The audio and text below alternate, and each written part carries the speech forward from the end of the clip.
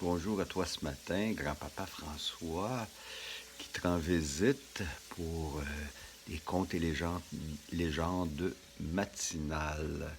Donc, ce matin, 12 mai, regarde-moi cette belle couleur qu'on voit dehors. Regarde, regarde. Est-ce que tu vois? Est-ce que tu vois du blanc? Du blanc. Eh oui, il a neigé. Grand-papa s'est levé ce matin pour aller aux toilettes vers 4h30, puis il neigeait à plein ciel. Il était découragé. Donc, bref, on va se raconter une petite légende. Ça va nous aider à bien accepter le fait qu'il ait neigé un 12 mai. Santé. Ce matin, toujours sur Québécois de souche, j'en ai une belle qui s'appelle Les vieux fusils de Saint-Michel de Bellechasse. Donc, en introduction, il est dit la résistance ne meurt jamais. Au début du régime anglais, 5 personnes refusent de déposer leurs fusils français et de prêter serment d'allégeance à la couronne d'Angleterre. Donc, on part. Le curé de Saint-Michel de Bellechasse s'était entendu avec l'armée anglaise qui détruisait tout sur son passage dans les villages en bordure du fleuve Saint-Laurent. Si vous ne brûlez pas mon église, avait-il dit, je me charge de faire prêter serment d'allégeance au roi d'Angleterre à tous mes paroissiens.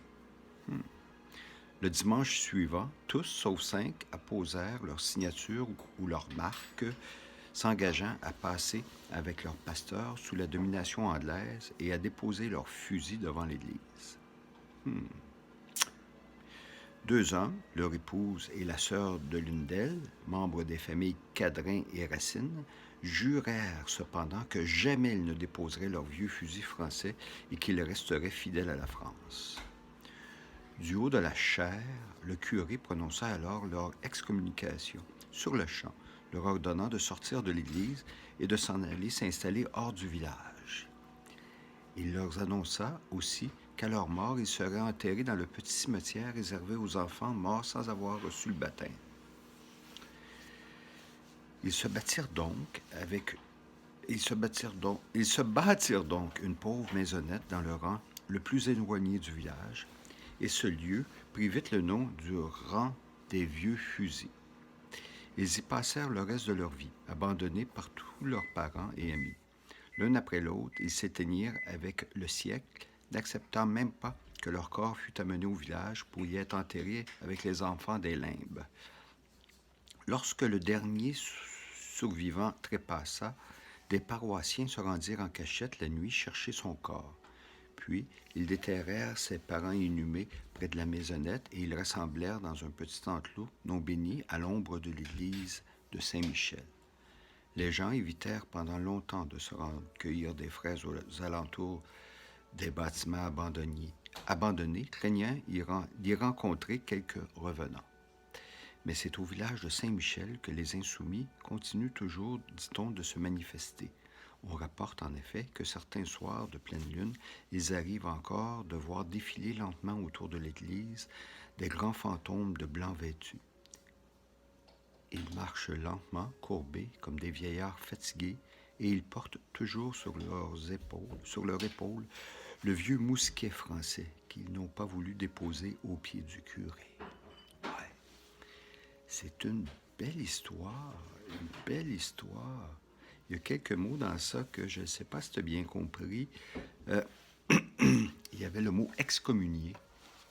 Excommunié, c'est pour les gens qui pratiquent la religion catholique, entre autres, et qui sont baptisés. Je ne sais pas si toi, tu es baptisé, mais il y a des gens qui pratiquent la religion catholique, puis qui sont baptisés.